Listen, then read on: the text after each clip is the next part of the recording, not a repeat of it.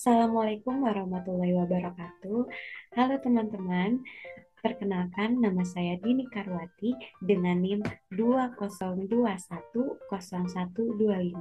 Saya merupakan salah satu mahasiswi dari IKIP Siliwangi dari kelas B1 non-reguler dengan program studi Pendidikan Bahasa dan Sastra Indonesia.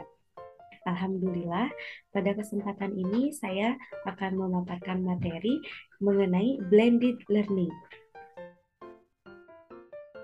Baik teman-teman, adapun tujuan saya untuk membuat video ini adalah untuk memberikan inovasi pembelajaran terbaru bagi pendidik dan peserta didik, karena pembelajaran berbasis blended learning akan sangat membantu untuk meningkatkan hasil belajar peserta didik dan bermanfaat pula untuk meningkatkan hubungan komunikasi pada 3 mode pembelajaran, yaitu lingkungan pembelajaran yang berbasis ruang kelas atau face to face atau tatap muka, blended, dan juga yang sepenuhnya online. Nah, tujuan saya membuat video ini untuk memberikan inovasi atau rekomendasi terbaru mengenai inovasi pembelajaran, yaitu salah satunya dengan blended learning. Oke, apa sih teman-teman blended learning itu? Nah, pembelajaran berbasis blended learning ini sesungguhnya dimulai sejak ditemukannya komputer, walaupun sebelumnya memang sudah terjadi adanya kombinasi atau blended. Nah, blended learning ini berasal dari dua kata atau terdiri dari dua kata. Yang pertama, kombinasi atau blended yang artinya kombinasi atau campuran, sedangkan learning artinya belajar. Nah, jadi blended learning ini adalah kombinasi belajar atau belajar kombinasi. Adanya tatap muka, adanya yang blended, adanya online. Nah, sedangkan menurut Graham pada tahun 2005, blended learning secara sederhana merupakan pembelajaran yang mengkombinasikan antara pembelajaran online dengan pembelajaran secara langsung, tatap muka atau face to face. Nah, jadi menurut beliau, Graham, beliau mengungkapkan bahwa pembelajaran blended learning ini adalah pembelajaran sederhana yang mengkombinasikan face to face, tatap muka, dan online.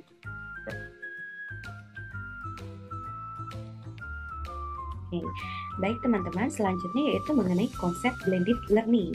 Nah, menurut Semler, beliau mengungkapkan bahwa blended learning ini mengkombinasikan aspek terbaik dari pembelajaran online, aktivitas tatap muka terstruktur, dan praktik dunia nyata. Jadi selain ada pembelajaran online, itu ada aktivitas tatap muka atau face to face, pembelajaran secara langsung. Lalu ada praktik dunia nyata atau kita terjun langsung ke praktik ke dalam lingkungan atau dunia nyata. Nah, sistem pembelajaran online, latihan di kelas, dan pengalaman on the job akan memberikan pengalaman berharga.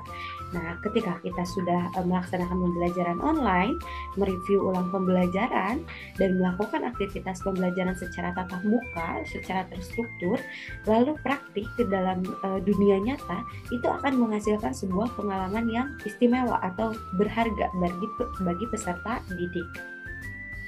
Nah, blended learning menggunakan pendekatan yang memberdayakan berbagai sumber informasi yang lain.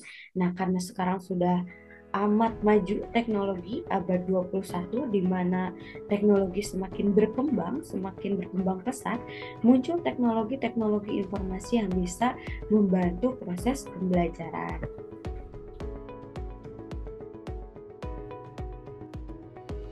Berikut adalah karakteristik blend yang menggabungkan berbagai cara pencapaian, model, beragam. Betul, blended learning itu bisa disampaikan secara guru yang bersangkutan dan berbagai macam model karena seragam. Salah satunya ada problem based learning, project based learning yang digunakan beragam, ada Google Classroom, banyak media. Yang kedua, face to face, belajar sebagai sebuah kombinasi yang memaparkan atau pendidik itu ada tahap tahu materinya lebih lanjut via online, disampaikan ulas kembali oleh peserta di rumah dan melakukan pembelajaran guru dan karena mendukung. Nah, tentunya atau guru di mana yang terjadi kepada faktor pendukung di mana maka diarahkan untuk belajar secara mandiri di rumah. Nah, Berikut ada gambar. Ternyata blended learning yang tatap muka, pembelajaran tatap muka sudah kita langsung dijelaskan oleh pendidik. Nah, buat materi yang sudah disampaikan pendidik. Nah, sedangkan pembelajaran atau mengetahui berbagai. Nah, dari ketiga kombinasi ini, aktivitas e-learning. Apa itu e-learning? Nah, sebelum kita membahas e-learning, kita akan membahas dulu apa peran pembelajaran tatap muka bagi peserta didik. Nah, yang pertama, anggapan bahwa program e-learning tidak selalu mendapatkan hasil yang maksimal atau tidak memuaskan dari segi pemahaman lebih lanjut. Betul, karena dapat kita lihat bahwa pembelajaran e-learning itu tidak dijelaskan secara langsung sebagaimana ketika pelajaran tatap muka. Ketika pembelajaran tatap muka itu jauh lebih baik. Ketika kita bertanya, kita menyimak, itu secara langsung kita melihat, mendengarkan pendidik yang sedang menjelaskan atau guru yang sedang menjelaskan. Nah, sedangkan menggunakan e-learning itu tidak ada penjelasan dari pendidik atau dari guru. Nah, yang kedua, kebutuhan akan umpan balik langsung dari guru dan siswa atau adanya feedback, umpan balik.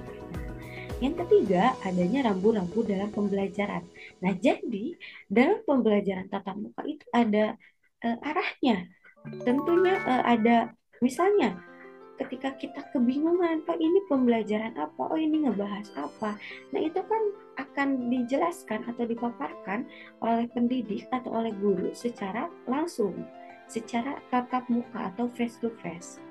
Yang keempat, interaktivitas langsung antara peserta didik dengan pendidik. Betul, ketika kita melaksanakan face to face atau tatap muka itu dirasa lebih nyaman karena ketika kita mendengarkan, kita menyimak, kita mampu bertanya kepada guru secara langsung. Nah, itu ada interaktivitas atau ada interaksi secara langsung antara peserta didik dan juga pendidik. Nah, yang kelima adanya pola pikir TPEC. Nah, TPEC itu adalah kombinasi pembelajaran dengan teknologi. TPEC atau Technological Pedagogical Content Knowledge. Nah, ini mengaitkan atau menghubungkan pendidikan dengan teknologi. Nah, inilah gambaran dari pembelajaran TPEC atau ada aspek TPEC-nya. Nah, TPEC adalah mengumpulkan aspek-aspek terbaik dari ketiga pola TPEC untuk mencapai tujuan pembelajaran. Nah, ada teknologinya, ada pengetahuannya. Nah, itu dijadikan satu, ya. Nah, e-learning, apa itu e-learning? Menurut Ono W. Purbo pada tahun 2002, beliau menjelaskan bahwa istilah E atau singkatan dari elektronik dalam e-learning digunakan sebagai istilah untuk segala teknologi yang digunakan untuk mendukung usaha-usaha pengajaran lewat teknologi elektronik yaitu internet. Betul. Contohnya, ketika kita belajar menggunakan Google Classroom, itu kita bisa mengakses pembelajaran, baik itu materi, baik itu mengenai soal, kuis, itu bisa diakses dengan mudah. Ketika pendidik mengupload bahan pembelajaran atau materi pembelajaran, itu bisa dibaca ulang atau direview ulang oleh peserta didik. Nah, begitupun ketika pendidik ingin memberikan suatu kompetensi atau mengetes kemampuan siswa, beliau bisa menggunakan Google Classroom untuk mengirim soal atau kuis yang dikerjakan oleh peserta didik. Nah, tujuan dari blended learning. Yang pertama, tujuan dari blended learning yaitu membantu peserta didik untuk berkembang lebih baik dalam proses belajar. Betul. Ketika kita sudah belajar face to face secara langsung oleh pendidik, maka kita akan mereview ulang materi yang sudah disampaikan. Nah, kita bisa mencari media atau sumbernya itu dari internet. Yang kedua, menyediakan peluang yang praktis, realistis bagi guru dan peserta didik untuk pembelajaran secara mandiri. Betul, karena sekarang sudah abad 21, itu banyak media atau cara atau pembelajaran digital yang bisa diakses oleh pendidik dan juga peserta didik. Nah, selain itu dinilai lebih lebih praktis, bisa dibawa kemana saja, bisa dikerjakan kapan saja. Nah, peningkatan penjadwalan fleksibilitas bagi peserta didik. Nah, ketika pendidik ada kesibukan, ketika peserta didik mempunyai beberapa kesibukan, nah dengan adanya blended learning ini bisa diseimbangkan atau bisa disesuaikan, di mana pembelajaran mandiri pun bisa dilakukan oleh sendiri dan diakses dengan mudah, lebih fleksibel. Oke. Yang keempat yaitu mengatasi masalah pembelajaran yang membutuhkan penyelesaian melalui penggunaan metode pembelajaran yang bervariasi. Nah, jadi metode pembelajaran blended learning ini mampu mengatasi masalah pembelajaran yang membutuhkan penyelesaian melalui penggunaan metode pembelajaran yang bervariasi. Sekarang sudah abad 21, tentunya metode pembelajaran sudah beragam. Banyak metode-metode yang digunakan pada abad 21, metode project based learning, problem based learning, dan yang lainnya. Nah, blended learning ini bertujuan untuk mengatasi masalah pembelajaran dengan menggunakan begitu banyaknya variasi atau beragamnya metode pembelajaran yang digunakan oleh pendidik. Selanjutnya, menurut Gunham, tujuan dikembangkannya blended learning adalah menggabungkan ciri-ciri terbaik dari pembelajaran di kelas atau tatap muka atau face to face dan ciri-ciri terbaik pembelajaran online.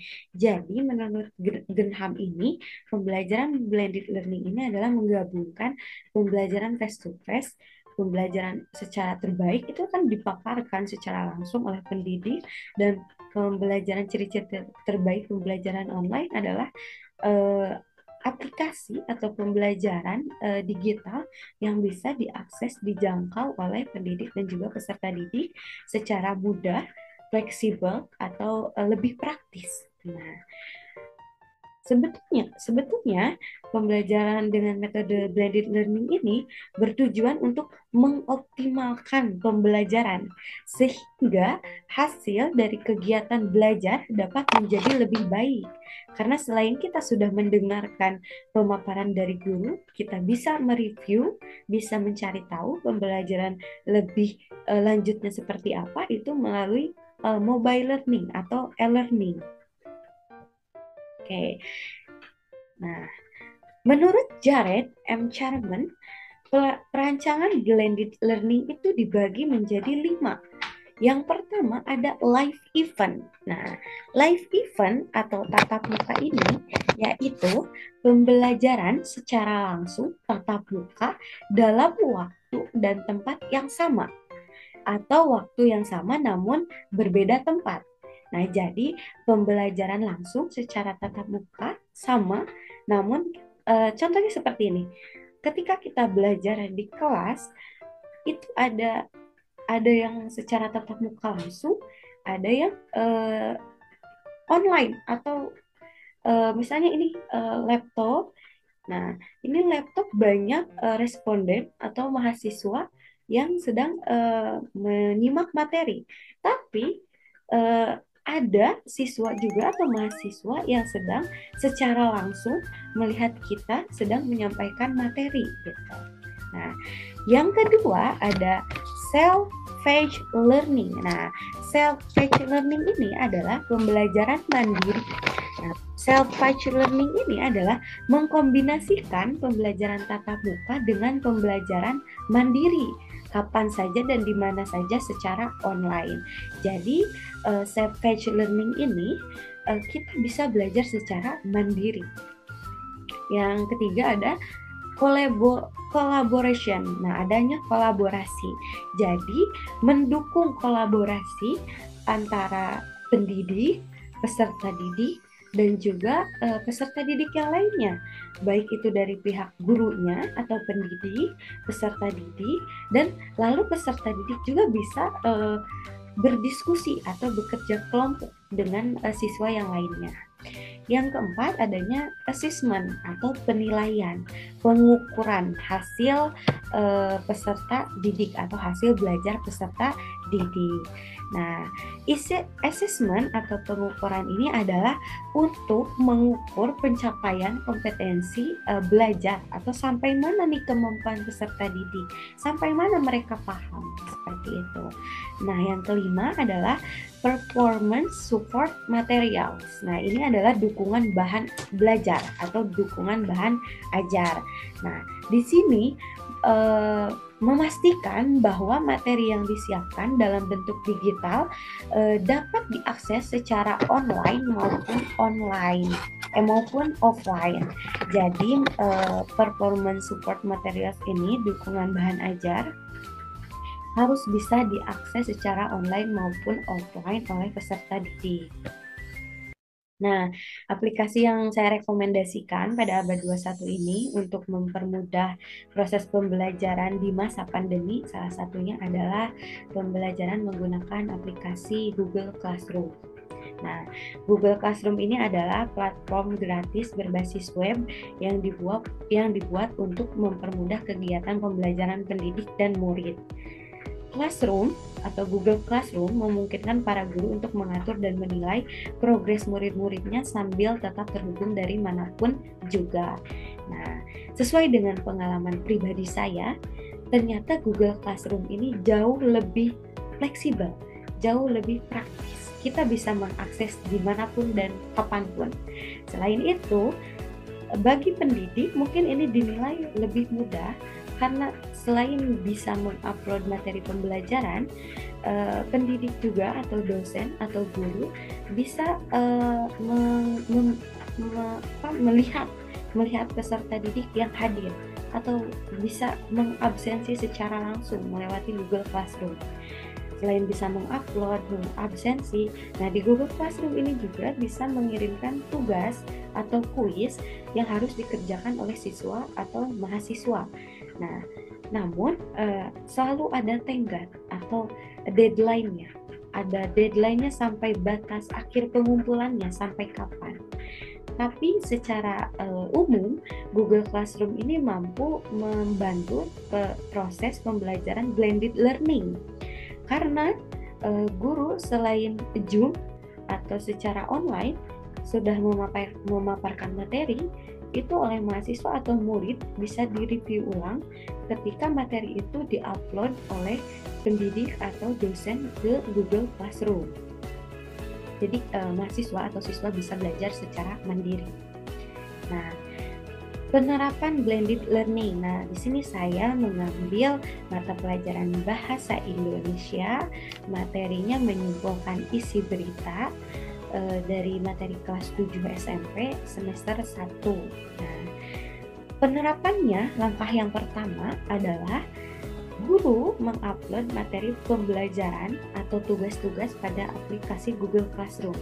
Nah, guru tersebut sebelum proses pembelajaran berlangsung itu bisa mengupload materi pembelajaran mengenai teks berita, lalu bisa juga mengupload tugas mengenai teks berita ke Google Classroom. Kedua, guru menginformasikan kepada siswa untuk mempelajari materi yang sudah diupload melalui Google Classroom. Nah, setelah diupload, siswa ditugaskan untuk mempelajari lagi materi tersebut atau untuk membaca ulang mengenai materi teks berita. Yang ketiga, guru mengecek kehadiran siswa. Nah, yang sudah saya sampaikan sebelumnya bahwa di Google Classroom ini selain bisa mengupload materi, mengupload tugas, ini juga Google Classroom bisa digunakan sebagai absensi peserta didik siswa ataupun mahasiswa. Keempat, guru menjelaskan materi ajaran dengan memaparkan tujuan pembelajaran melalui Zoom. Nah, selain Google Classroom, di sini saya juga merekomendasikan Zoom. Namun, materi yang sebelumnya diupload itu harus dibaca terlebih dahulu sebelum dipaparkan atau dijelaskan oleh pendidik melalui Zoom. Kelima, guru memotivasi dan membimbing siswa untuk mendapatkan informasi tambahan serta memberikan jawaban dari masalah yang sulit dimengerti oleh siswa.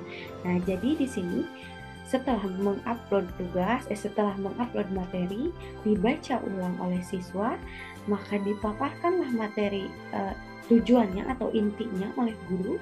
Nah, guru harus memotivasi siswa dan membimbing proses proses belajar siswa sampai mana ia paham, sampai mana ia mengerti, seperti itu. Nah, di sini biasanya terjadi proses tanya jawab antara guru dan siswa atau adanya interaktivitas antara peserta didik dan pendidik. Keenam, guru mengapresiasikan keberhasilan siswa dalam mengerjakan tugas.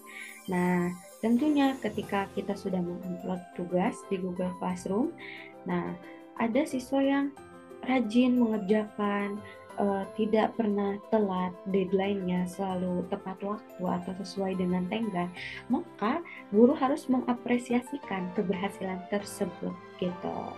Nah, yang ketujuh, guru memberikan evaluasi melalui aplikasi Google Classroom dalam berbentuk kuis maupun esai yang telah dipersiapkan.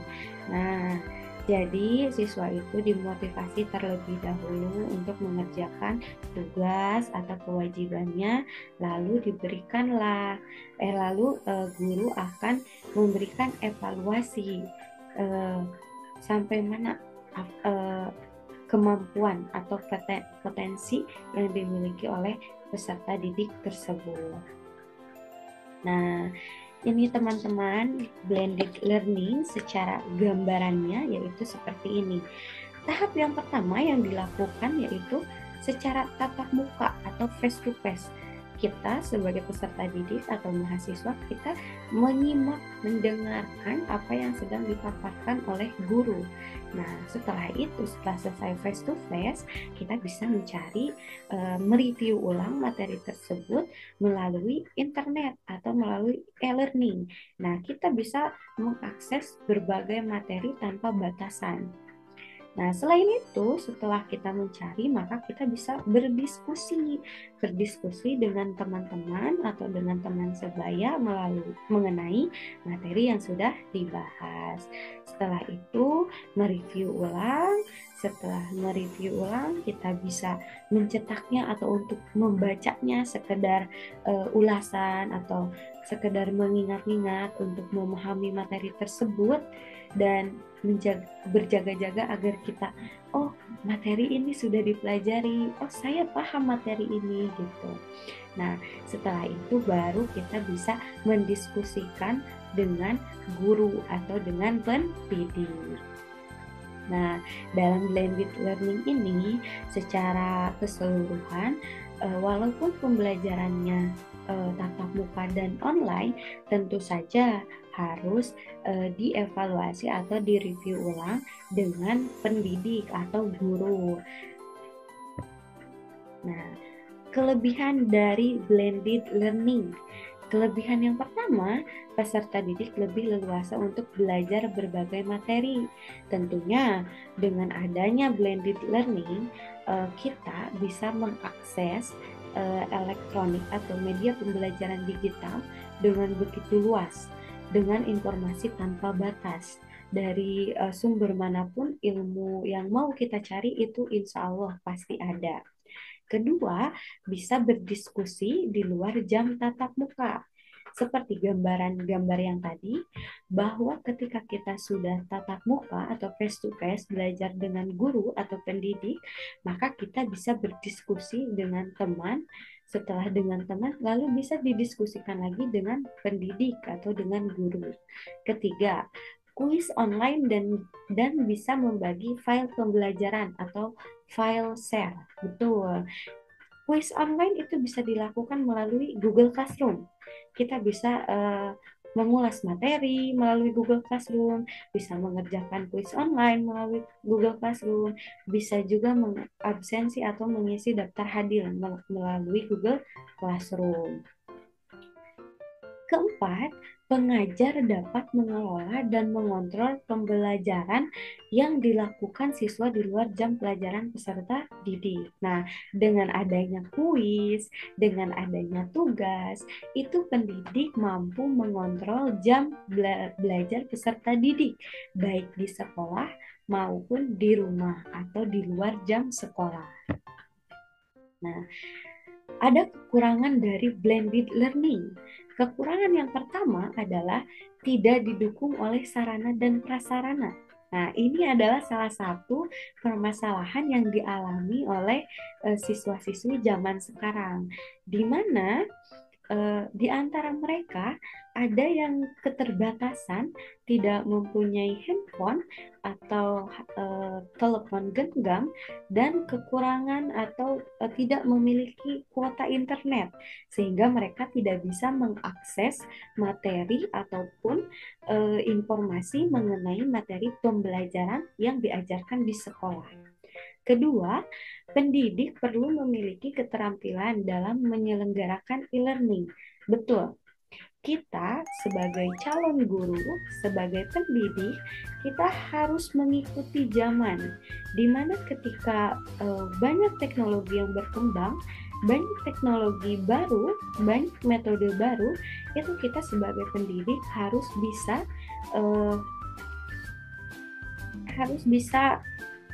berinteraksi dengan cepat dengan teknologi. Kita harus mengenal teknologi, jangan anti teknologi, tapi kita harus mempelajarinya agar kita tidak kalah oleh peserta didik yang pintar dan juga tidak ketinggalan zaman.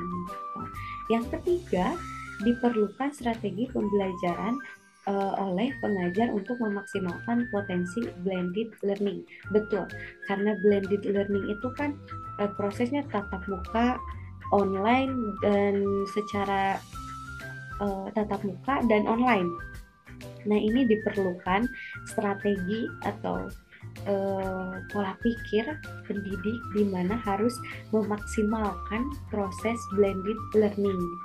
Yang keempat, kurangnya pengetahuan sumber daya pembelajaran terhadap penggunaan teknologi. Nah, karena zaman sekarang sudah maju, teknologi sudah maju, cuman banyak orang yang belum melek teknologi, yang belum mengetahui teknologi dan bagaimana cara menggunakannya. Oleh sebab itu, kita sebagai generasi muda, sebagai penerus bangsa, kita harus mengetahui bagaimana cara atau bagaimana menggunakan alat terbaru atau teknologi baru yang bisa dimanfaatkan untuk proses pembelajaran berlangsung, baik itu secara face-to-face, tatap muka, ataupun online. Oke, baik teman-teman, jadi simpulan dari materi saya mengenai blended learning yaitu blended learning dapat diartikan sebagai proses pembelajaran yang memanfaatkan berbagai macam pendekatan. Pendekatan yang dilakukan dapat memanfaatkan berbagai macam media dan teknologi. Seperti yang saya sampaikan, saya merekomendasikan salah satunya adalah media Google Classroom untuk sistem pembelajaran blended learning. Alhamdulillah, materi yang saya sampaikan sudah selesai. Kurang lebihnya mohon dimaafkan. Wabillahi taufiq wal hidayah. Wassalamualaikum warahmatullahi wabarakatuh. Sampai jumpa teman-teman.